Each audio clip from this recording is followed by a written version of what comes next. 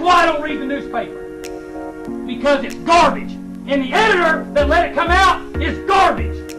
It's Division I football! Go play intramurals, brother. Go play intramurals. But, you know, I am going to try, and there will be some people inconvenienced. And if it happens to be their fat little girlfriends, too bad. Twitter, radio. Yeah, I'd give a rat's ass about Twitter. Welcome on back to the Jake and Bake Show. Thanks for listening. Thanks for following. It's September 17th. We got lots to talk about. Before we get into it, be sure to like and follow, or be sure to follow us on Twitter at The Bake Is Here for myself. That's The Bake Is Here, which I am, and at Jake Cart for Jake. It might be Jake _Cart. We literally never know. We never will. We'll never get it right. But just follow one of them and follow us. See what we're talking about. Keep up to date. You'll be able to see what we're talking about in terms of sports. I'm not always tweeting, but I'm gonna be tweeting. I'll be tweeting. But yeah, subscribe. Follow us on. Subscribe on the YouTube channel. Subscribe or follow on the Spotify or Apple Podcasts, wherever you get your daily dose of the Jake and Bake, or weekly dose of the Jake and Bake Show. And it really helps. We really appreciate it, and it does help us. So thank you for that. Jake, we got to get into it. The Big 12. Yeah. What did you guys do? I mean, it was a wild week. I mean, there's just no way around it. It's almost like we didn't know it was coming. I mean, the thing is I know that the COVID situation and practice and all this stuff has like really hindered teams, and but you got to outperform. I mean, you got to play better than that. I mean, Iowa State lost to Louisiana, and Louisiana is projected to win the Sun Belt, so they might be a good team, but K-State is inexcusable. You can't lose to Arkansas State. I mean, the craziest thing about Arkansas State is that they had 8 players that did not play. Really? And yes, and starters. Yes, I believe as starters. They have because Arkansas State postponed their game for this week because they had too many people go down, and they don't want to play a game with I think it's 11 or 12 or something. Yeah. And so, I mean, that's just wild to hear. I mean, I think we're gonna see postponements. I mean, even this upcoming weekend, we're seeing Houston, Memphis is postponed. We're seeing BYU, Army's postponed, and a few others. I mean, we're gonna see that throughout the season.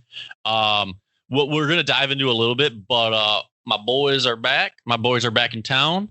The Big Ten is going to be coming back. We'll dive into that in a little bit. But we're going to see postponements throughout the year. It's just going to happen. Yes. There's almost nothing we can do to get around that. I mean, obviously, there is probably something to get around it. But, it's just going to happen. That's just how the season's going to go.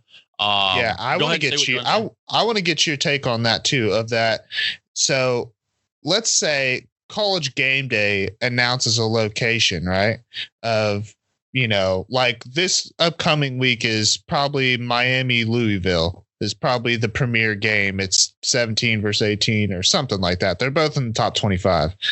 So it is on ABC at 7:30 Eastern. So that looks like it will be the game day game. That'll be probably the game day game. So say they announce that's the game day game, and then come Tuesday, they have all COVID tests, everybody tests positive. And then they what do? Are they going to change locations? Are they going to, it's probably too late at that point. You got to think of all the production that goes into it. They do the game day show on Saturdays, right? Yeah. Once it's done, they're on to wherever the next location is. They're heading there, they're bringing the gear there, they're bringing the team there, they're on to the next location. Yeah. So it's kind of hard to say, if it was, say, Miami, Louisville, and come Saturday, their game is 7:30 Eastern. Come Saturday at noon, they're like, hey, we're not playing this game. We can't do it. I mean, they have to do the show there. I mean, they've already started it. Game days at 9 a.m. on the East Coast. So 8 a.m. here. And so, I mean, it's something that they're just going to have to deal with. Them, fans, viewers, we're just going to deal with. it's just the way the year is going to go. Yeah. And like I said, we're going to get into it a little bit more with the Big Ten, Ohio State, and those guys up in the north. But we'll get into that in a little bit. But I want to stay on the Big 12 real quick. So, and really just college football in general. The Big 12, you guys had 3 teams do good. I think you guys had like 4 teams even win with Texas Tech. But the 3 teams that won, I mean, they didn't win in like unreal fashion, but they won in an expected way. So yeah, most of the time, your first week or two, you're going to blow your opponents out. West Virginia won by like 50 points. OU won 48-0 or 40, whatever it was. I mean, they were up 28-0 in the first quarter. That's insane. Yeah. And here's the thing. Before I get off this rant, here's the thing. OU fans are absolutely delusional. I mean, they don't know reality from not reality. They don't know what they're saying. I mean, basically, I would say 98% of them. They don't want to say that the year. They want to say that the year is fake. It's a asterisk year. It's a practice season. But then they're cheering for OU blowing out a team that they're expected to blow out. It's like, is that a good? Yeah. I mean, and then they want to be like, oh, only the games that count. The only games that count are OU, Texas, and OSU, and that's it. Those are the only games that are real. The other ones don't matter, because if they fucking lost a game that wasn't one of those two, they would just be like, yeah, it's a practice year. So it's like, make up your mind. Do you want to see? Just be happy. The thing about it is just be happy that there's football. Yeah. Be happy. I'm a Big Ten fan. Up until this week, there was no Big Ten football being played this year. Now we got about a month left. Actually, the plan tentatively is to play on October 17th. Yeah. That's to start the season that's a month away. We're a month away from Big Ten football. That's a long way away. But I'm happy. I just want Big Ten football. I want to see my boys in red, scarlet and gray, big old Ohio State. I want to see these guys play. I want to see what they can do. I want to know, is Justin Fields the perennial quarterback in the league? I mean, it's going to be hard when you go down to the stretch and get into the college football playoffs when it's like, oh, Clemson is 10-0, or, if they falter and they're 9-1. And they lost to, say, an undefeated Notre Dame or something, or another, and also 10-1 Notre Dame. Like if that happens, they're like, oh well, we played more games than you. But if Ohio State goes 8-0 in the Big Ten, it's like, well, we went 8-0. I mean, So it's gonna be a weird year. I mean, I don't know. Yeah, I saw that literally when they announced it, they was like, cue the guy that says they only played 8 games, because that's coming. I mean, the thing is like, it's weird. The whole Big Ten thing is weird. I don't even know what to think. Like, I like that they're playing. Like, give me more college football. I'll take all of it. But it's just like their start date is weird. Well, you know what? We might as well get into it, because, the whole thing is weird. I mean, for them to cancel the season what some would say a little too prematurely, they canceled the season a little too early. For them to do that and then to see everyone playing and the backlash that they receive. I mean, everyone is like, why? All right, Big Ten, why aren't you playing? I mean, Donald Trump, the president of the United States, is like pushing for Big Ten football. Like, how are you playing? I mean, albeit he's not the end all be all for football, but it's like everyone sees it. They're playing football. I mean, the freaking commissioner of the Big Ten, his son plays college football. Yeah. So that doesn't even makes no sense. So how can you do that? And one thing I want to get your take on, you asked me for my take earlier on the college game day thing. I want to get your take on this is, I think the rumors have been squashed. I think they will end up playing, but there was rumors that if the Big Ten did vote to start playing the season, or vote to have a season this fall, that Michigan would still hold out and they would not play. That's a big decision, I think, because how does that factor into recruiting going forward? How do you recruit players to come play for your school when you're saying we're not even going to play? The conference is playing. They ended up deciding to play. We're not participating. How do you do that? What's your ideas on that recruiting aspect? What's your take? You're dead. That's just what happens. You're going to die. There's no way that the Big Ten goes on, Michigan doesn't play, and that doesn't hurt them. Like, their recruiting is going to be over, because that's the main thing and the biggest thing of at Oklahoma State that Mike Holder and Mike Gundy and everybody always talks about is from day one, if we offer you a scholarship, you get that scholarship. We don't care if you are in high school and say it's your senior year and you tear your knee and you're done, your career's over, we will still honor that scholarship no matter what. We'll never quit on you. We always give you the opportunity.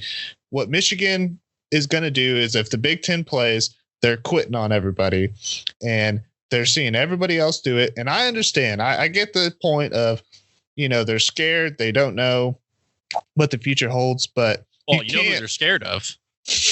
Yeah. They're scared of the boys in scarlet and gray. Yeah. But you can't quit on people like that. Like you have to at least try. You have to try. I mean, if you put because that's, I think the problem with the Big Ten in general is that they didn't try at all. They just came out instantly and said, hey, look, we're not going to do it. And people are mad. They thought they were going to get patted on the back. And the reality is everybody got mad at them because it's just easy to say, hey, we're not going to do something, where it's difficult to plan and have, at least try to have somewhat of a season. And then when the day comes, just say, hey, we're not going to play. I heard this, someone had this take too, in the fact that maybe they did make the right decision. They pleased the people that didn't want them to play. They said, hey, we're not going to have the season. So the people that were like, you can't play sports, they pleased them. They get them off their back 2 weeks later. They pleased everyone that wants college football. They're like, hey, yeah, we're actually going to play. So maybe that was a factor. Maybe they know what they're doing. Maybe. Yeah, I would bet that they don't. Yeah, I bet the thing was, dude, is at the time that they did it, they wanted to be the first. Like, oh, we're the first. We're in the right. We're the moral authority of everybody. Did that, and Pac-12. I don't know if Pac-12 is coming back. I think USC, after Big Ten announced, I don't even think they officially announced, but after it was leaked out that the Big Ten's coming back, the Pac-12, USC put in a petition or a note to the Pac-12 that they wanted to play as well. Yeah, I just don't think it's going to kill them too. Yeah, I don't think the Pac-12 is coming back, and like you said, I think that kills the whole conference. Well, I mean, Pac-12 is already kind of dead. I think that really does hurt. In my opinion, it's always that thing of like, you have to think like the reality of it is like the Pac-12 somewhat makes sense to me. Like, even though, they could probably do it, like, at least like, a lot of those teams are in big cities and hot spots where there's unrest and, they're trying to have social change and stuff like that. So, I mean, I somewhat get the Pac-12, but, a lot of the Big Ten just doesn't make sense because they're in rural areas and not necessarily hot spots and everything, and they can quarantine a lot better. The thing about SC is SC's in LA, in South Central LA. Like, you just can't quarantine in LA. Like, there's just too many people. Like, you're just not going to be able to do that. But I mean, in Stillwater and Lubbock and all those cities, like that, they're just college towns. That's what they are. Like, everybody that lives in Stilly basically goes to Oklahoma State. I mean, their population's so tiny that, so I mean, the thing is like, I think they'll be able to quarantine a lot better. And like I said before, when I started the little Big 12 rant or Big 10 rant and like talked about Michigan, I think as of late they are going to play. I think as of yesterday, which would be the 16th, I think they are going to play. But I mean, there's still a chance that they could hold out. I mean, Jim Harbaugh is outspoken. He wants to play. The players want to play. It's probably just the administration that doesn't want them to. But they probably put a piece of paper down that showed them the money that they're going to lose and was like, hey, if we don't play, this is what we're missing out on. And they're like, yeah, all right, we're playing. So, I mean, time will tell. We still got 4 weeks to go. Like I said, it's about a month away before they start the Big Ten season. So a lot could happen. They could cancel the season again. It's highly possible. I hope that doesn't happen. I hope we get to see Justin Fields and the boys up there play. I think they're obviously one of the best teams in the nation. And so hopefully they can run that 8-game schedule table and make a case to get into the playoffs. But let's move on. You know, I think we'll come back to college football when we do a little bit of our picks. We got a few picks to make, but let's move on. So a lot has happened in the NBA world. Ever since the Lakers, the Clippers Denver series, Game 5, about the third quarter, and Denver was down, I don't know, 25 points, which they've been down 25 points multiple times in both their series so far, and actually all the whole season. But they were down about 25 points. It was 3-1 series, and I said every time Denver plays a legit team, they suck. They just can't hang. And ever since that moment, Denver's won. Yeah. They're 6-0 in elimination games. They've done something no team's done before in the fact that they've come back from 3-1, down 3-1 in a playoff series and won the series. That's insane. I mean, it's insane. So now they're going to face the Lakers in the Western Conference Finals. Right now we have Miami Heat and Boston Celtics playing. Miami Heat ended up winning that first game. It was pretty intense. That huge block by Bam. I can't remember how to say his name. Is Bam Abayo or something like that. Yeah, it's something like that. I'm mispronouncing his name, but huge block by him at the end of the game on Tatum. That whole game, that whole series is going to be amazing. That Boston Celtics Miami series is going to be amazing. And actually, I might as well just say it right now. The Miami Heat they won game 1 and they are still dogs in this game 2 at plus 2.5 points. That's the spread. And so I don't know. I think Miami, it's tough because they were dogs in that first game too. And the thing is they're just dogs in general. They are fucking ballers out there.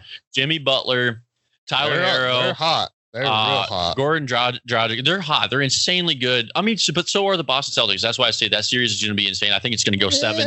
I think it's going to go 6 or 7. Most of them are. Kemba's playing terrible. Yeah. Kemba's shot like 28 for 22%, something crazy in the 20s for like the majority of the playoffs.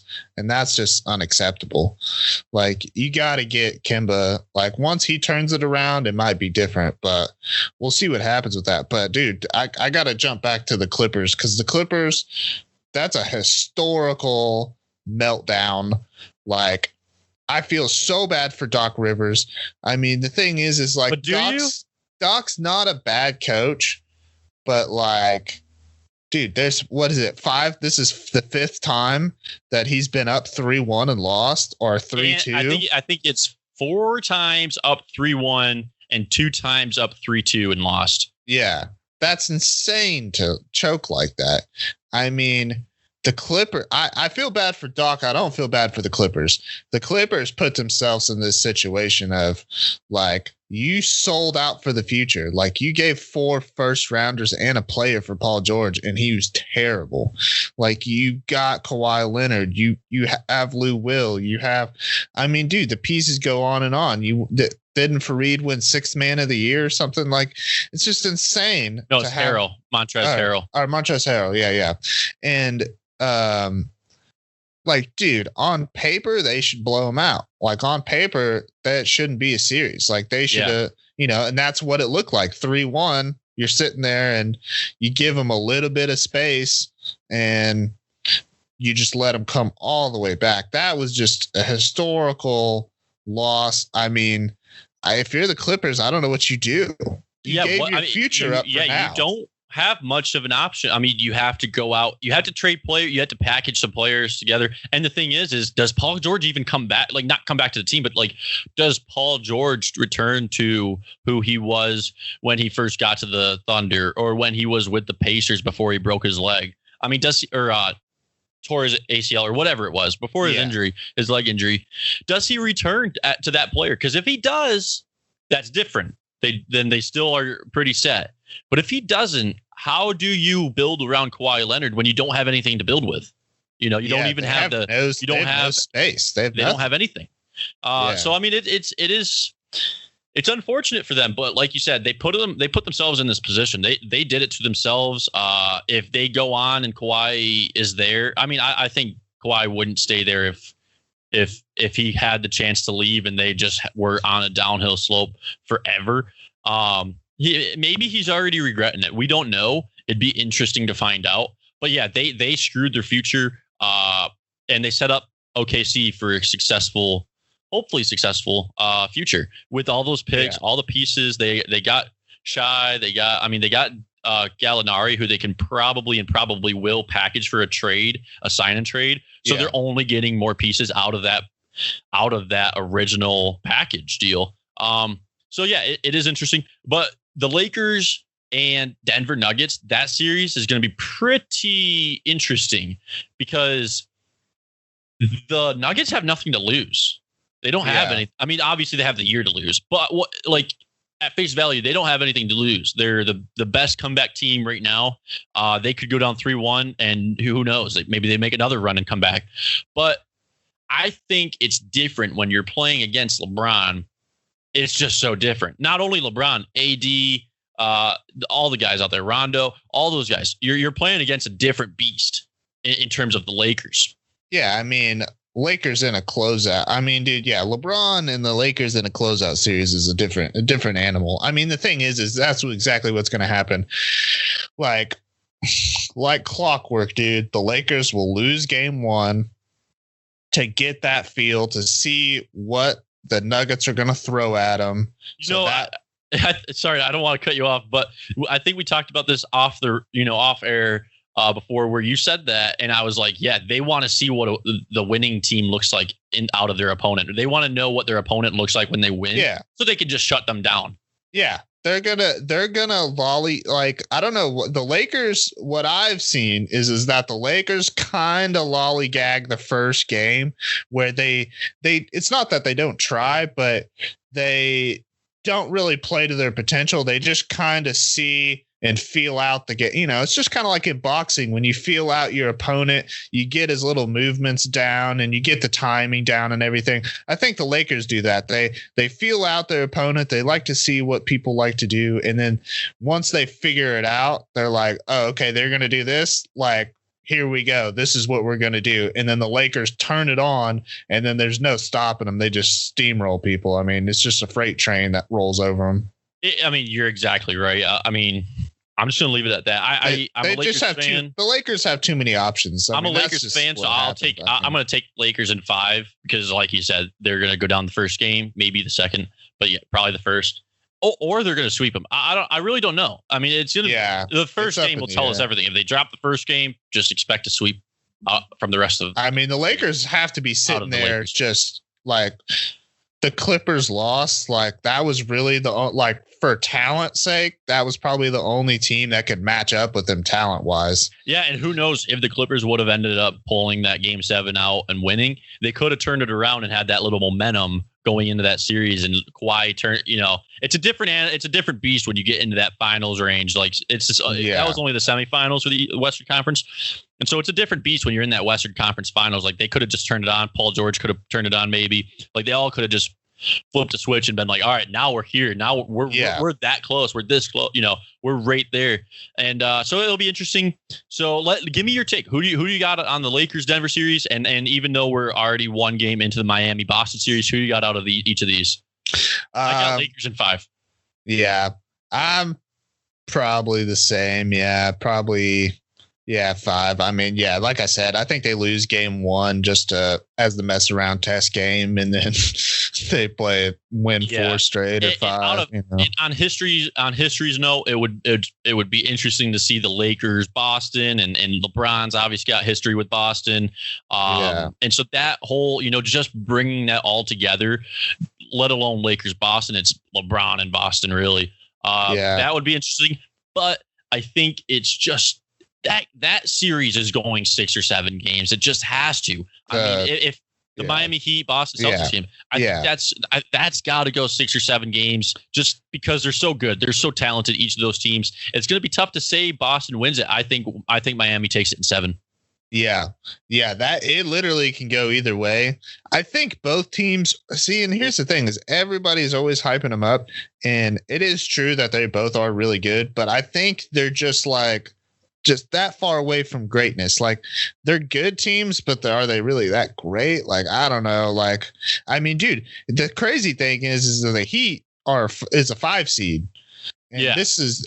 there's only been one 5 seed, I think, ever. So they're the second 5 seed to ever make it to the Eastern Conference Finals. And if they win this series, they will be the first 5 seed to ever make it to the NBA Finals. Really? And you Yeah. know, they obviously, not only does Boston have history with LeBron, I mean, obviously the Heat have history with LeBron. So either way, it's going to be a very interesting storyline Yes. come the finals. If the Lakers do end up making it, which I expect they will, and then whoever makes it out of the East. And then just a kind of future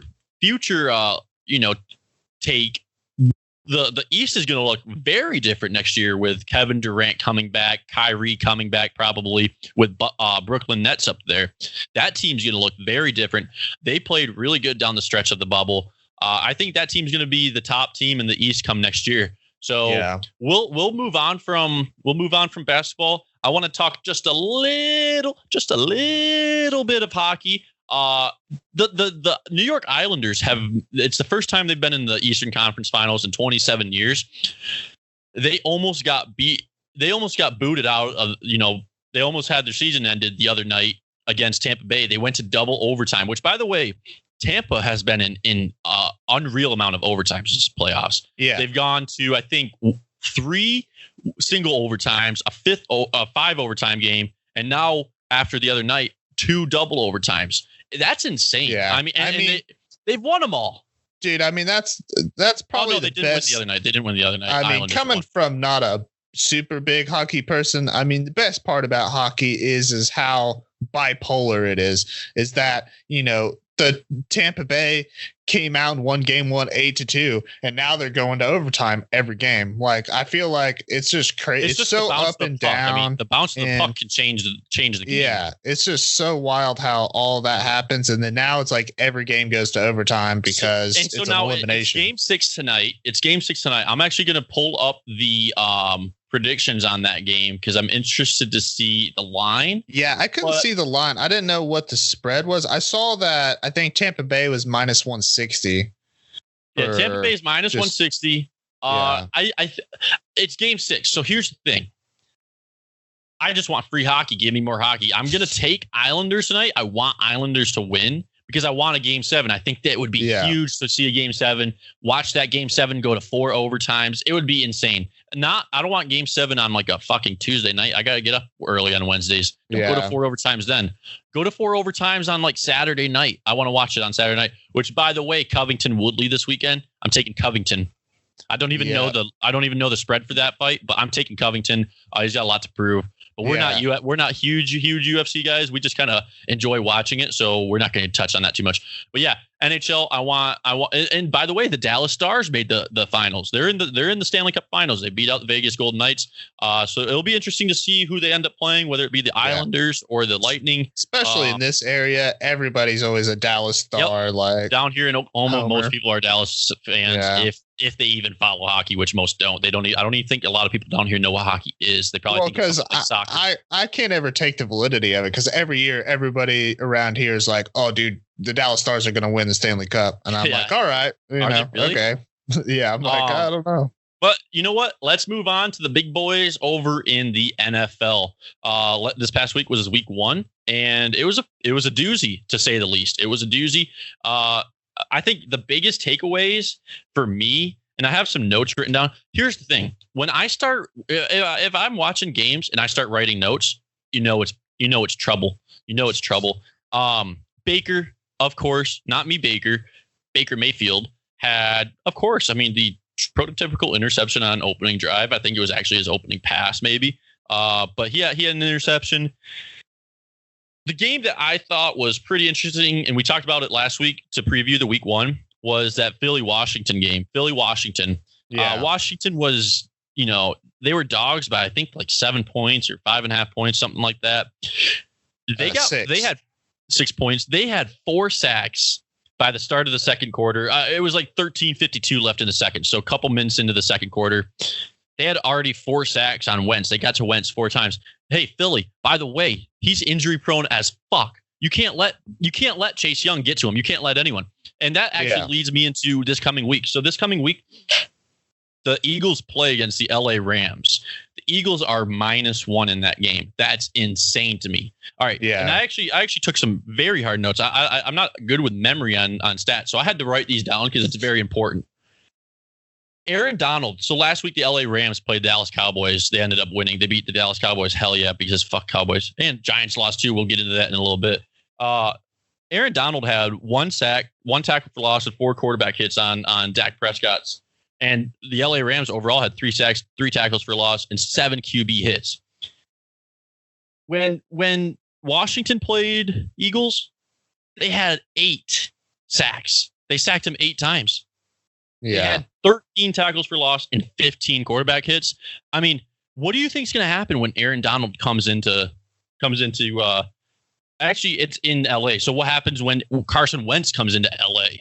You think Carson Wentz is going to fucking survive Aaron Donald? I don't think Carson Wentz walks out of that new stadium in LA. I think he dies on the field. Yeah, I don't think anybody survives getting hit by Aaron Donald. I mean, I was just watching highlights of him, just like 3 people tried to guard him, and he still got to Dak. Yeah, he really did. I mean, he's insane. He's a beast among men. Yeah, I mean, he practices with knives.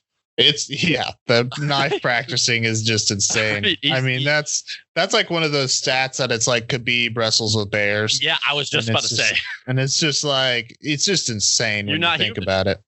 You're not human. So, it's insane. So, I mean, I'm taking LA Rams at +1. That's my lock of the week. That is my lock of the week. That's an insane to put the LA Rams at +1 against Carson Wentz and the Eagles is insane. That offensive line is atrocious for Philly. Atrocious. You let Washington not only beat you, but they sacked him 8 times. Carson Wentz is gonna disintegrate by the fucking 5th week of this. Like I said, I think he dies on the field this weekend. Aaron Donald kills him. Yeah. So I don't know if you had anything else you want to touch on that Washington Phillies game, but if not, we can move on from there. No. I was just looking over my picks and I saw that this is a weird game is the toilet bowl of the Bengals Browns. Ooh, that's a game I actually had that written down too. Let me hear your thoughts. That's tonight, by the way. That's tonight, Thursday night. That's Thursday night game. So the Bengals, like, that was so like heartbreaking. Joe Burrow played an amazing game, had a game-winning drive, threw a touchdown pass and the guy was out of bounds. Like, okay. And then you bring on the field goal kicker and then he freaking shanks it. And Joe Burrow's like, what did I get myself into? Like, this is unbelievable. Like, bro, that was to tie the game. If they made the field goal, you tie the game, get overtime. My strategy in football always is that if you're the dog, go for the win. If you're the dog and you have 1 play to win, you take it. You take that shot. Not only that, but when you're the Bengals, I was going to say when you're a bad team. I'm just going to say when you're the Bengals. The Bengals are always bad. When you're the Bengals, you have a rookie quarterback, number 1 overall draft pick, Heisman winner. He just won the national championship, had a historic season in LSU, probably put up some of the best numbers ever by a college quarterback in the season. And when you have that on your team and you're the dog and you're down in the stretch, he's having an amazing game and you can go for that win. He's won. Not only he just drove you down the field. When you have that opportunity, you might not have those opportunities in his first year many times because you're just so bad. You're just so bad. You're not going to. The game's not going to be close every week. When you have an opportunity, week 1, you're not expected to win. Joe Burrow's not expected to win, not at all. So when you have that opportunity and you can give him that shot to say, hey, let's see what you can do in clutch time with the pressure on and with the game close. Let's give him that shot. I think it was the drive before or a drive earlier. He had a pass to the right side of the end zone to AJ Green where he toe tapped it and he caught it outside. He was falling out of bounds. Joe Burrow had the look of shock on his face, like, wow, I can't believe he caught that. Like he himself was like stunned because he knows he's got AJ Green. I'm like 90% it was AJ Green. Yeah. When he realizes he has that talent, like who knows what his potential is when he's like, all right, I know these guys, my guys can ball out. Yeah. And they don't give him that shot. I mean, you gotta give him that shot. If he doesn't, if he misses, if you guys don't end up winning, it's like, all right, move on. He dropped the ball. It's a learning experience. He gets that loss under his belt and learns, like, okay, maybe I would do this different, or at least just feel that pressure, that clutch time pressure. Dude, I think the thing is too is that to miss a field goal, their response would be, oh well, he's a rookie. Like he's a rookie. This is his first game ever, like all this stuff. Like you don't want to, like I said with the inbounding the ball, you don't want to take a young guy and put all that pressure on him to win at the end. But at the end of the day, if you go back and watch the tape and watch that last drive game, that's totally different. Yeah, that's true too. And here's the thing is like, how calm he was in that last drive. The decisions he made and the balls he threw were all exactly what you want. He was so calm and so collective and making all the right decisions to get to that point. Like just let him finish the game. I mean, you got to ride and die on your best player. I mean, exactly. And like I said, I'm not going to recap the whole thing, but he's a rookie quarterback. He's not expected any greatness out of him in game one. Give him that shot. Let him. Because guess what? If he wins you the game, that's different. If he wins you that game, that's awesome. Like, that's totally unexpected. That's the thing. Like, he wasn't expected to win. So give him the shot to do so. And like you said, you're the dog. Just go for it anyway. You're down, a lot less than a possession. Like, you get a touchdown, you win the game, basically. It's insane what they did. And then to just talk about insane things, let's just move on to the next insane thing. The fucking New York Football Giants, who don't even know how to play football. You also suck. I'm a Giants fan. You suck. You're terrible. You're the fourth worst team in the NFL, probably. Possession one, first possession of the game. They 3-and-out or whatever it is. They end up punting. Steelers muff the punt. So you get the ball at like the 2-yard line or whatever it was, and they go fucking they go 3 plays and they can't get it in. Yeah, and then on fourth down, they were on like the half-yard line.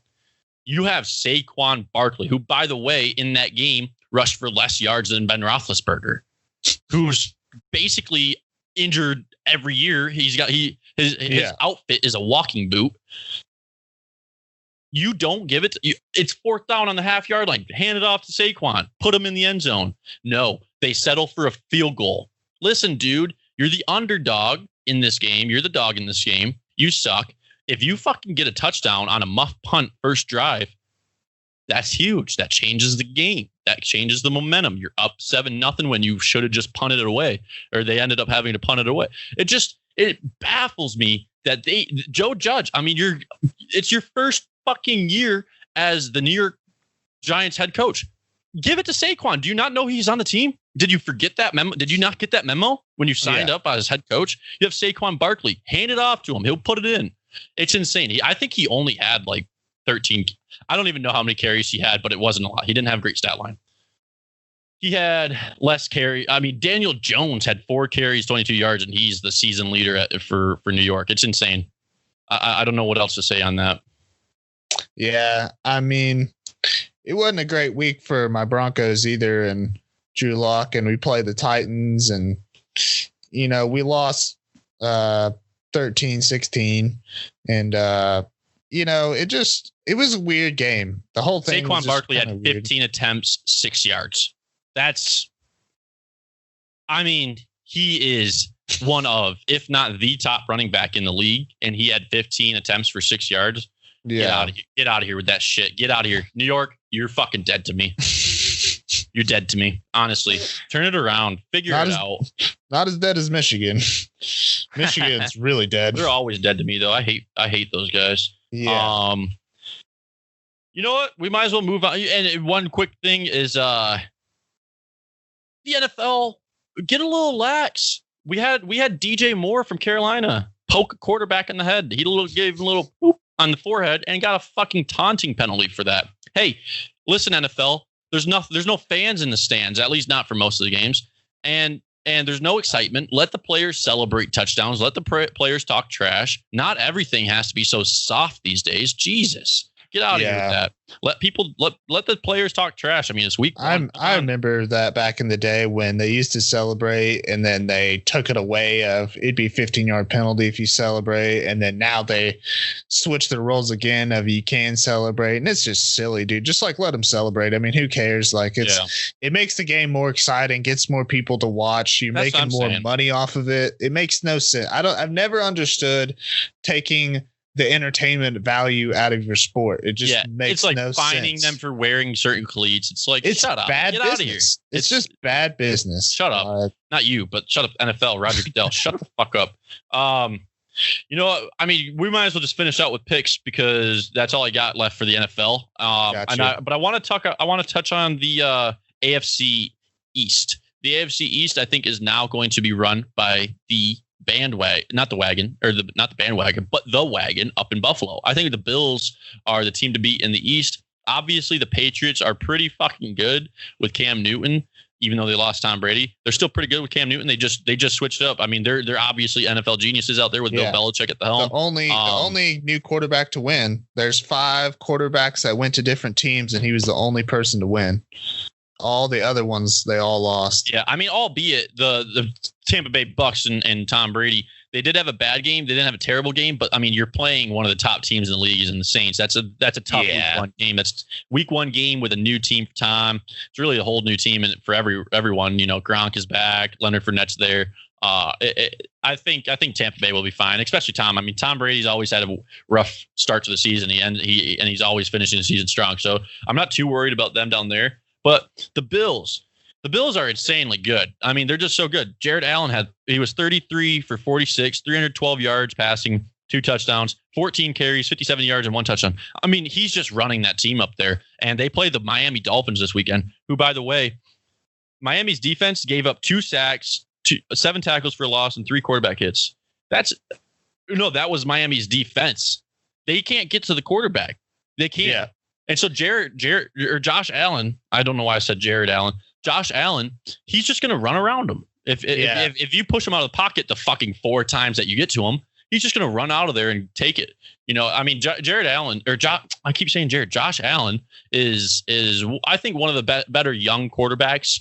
I think he's at a team where like people just don't give them credit, and maybe they have a few bad play calls. Yeah. Well, I mean, he's the guy up there now. Sam Darnold's not good.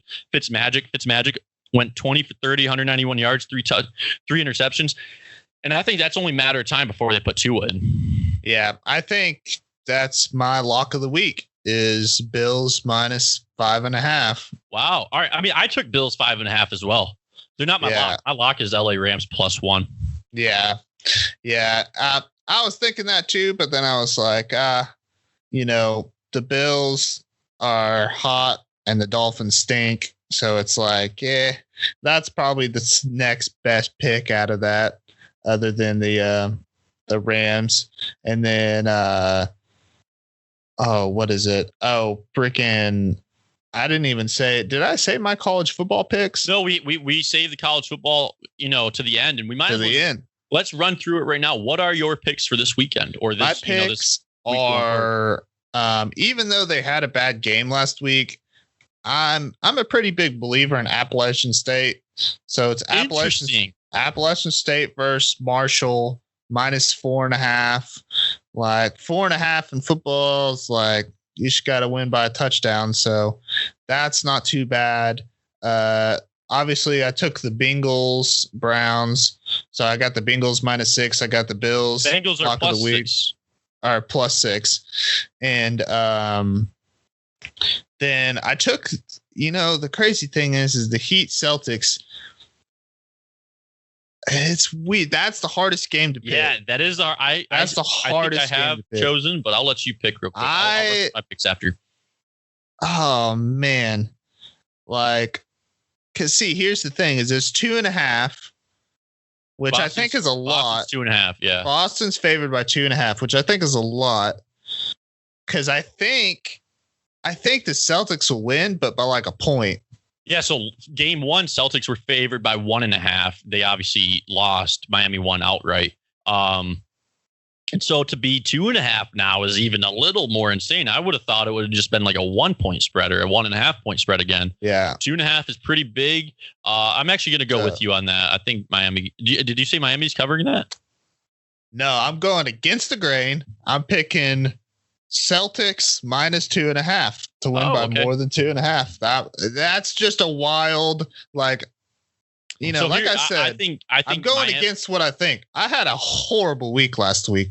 I picked one game right, and that was Miami, the U versus Alabama Birmingham. That was the only game that I hit last. But I do this every year. I always start out hopeful with all these teams that I think should be decent, and then somehow they come out and then they just crap themselves and then get better as the season goes on, and then all my picks start coming through. Yeah, so, I don't even know what my record is last week. We'll get better at keeping up to date on or recapping our picks from the prior week. But so real quick, just hit your picks again real quick. So it's App State. I got App State minus 4.5 versus Marshall. I got the Bengals minus 6 or plus 6 versus the Browns. I got the Bills minus 5.5 versus the Dolphins. I got the Celtics minus 2.5 versus the Heat. And my last pick is I got Miami plus 2.5 versus Louisville. Wow. All right. I almost took Louisville on that. I actually now might. You said Louisville is what again? They're 2.5 point favorites. I almost took Louisville on that game because you is just whack. But I didn't know that you were going to take them. I might take them just to go against you.